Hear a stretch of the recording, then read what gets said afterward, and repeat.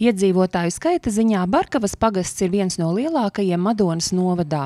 Pagasta centrā ir arī daudz dzīvokļu mājas, un liela daļa iedzīvotāju izmanto centralizēto ūdensapgādes un kanalizācijas sistēmu.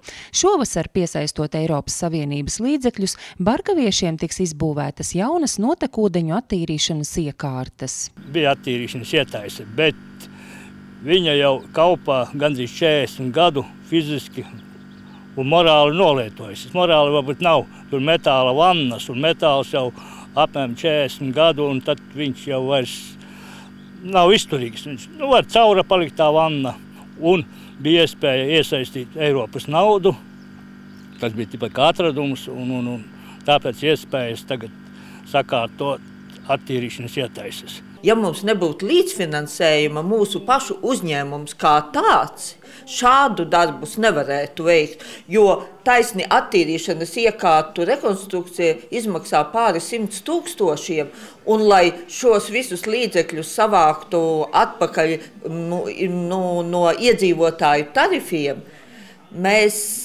tarifs būtu jāpalielina ļoti ievērojami, bet šajā projektā 85% sec Eiropas kohēzijas fonds un atlikušos 15% attiecīgi bija jāsedz gan mūsu uzņēmumam, gan novada pašvaldībai. Jauno iekārtu veiksmīgas darbības pamatā ir bioloģisko mikroorganismu jeb baktēriju vairošanās.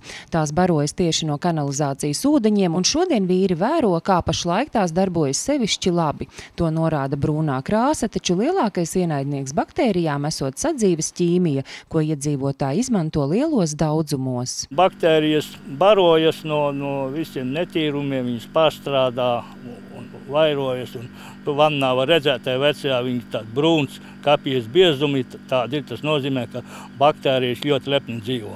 Ja pa mājām tur visi podu tīrīšanas līdzekļi, kas tie antibakteriālie, tie visi arī attiek līdz šeit, arī šitām baktērijām traucē.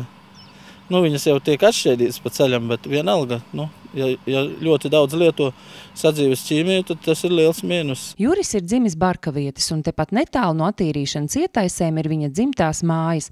Viņš uzskata, ka līdzās esošās iekārtas netraucē viņa sadzīvi, nekādas specifiskas smakas gaisā neesot jūtamas, bet attīrītos dīķus vietējie iecienījuši kā labas makšķerēšanas vietas. Vienīgais, ka var dzirdēt, ka iepriekš tie vakums sūkņi rūca.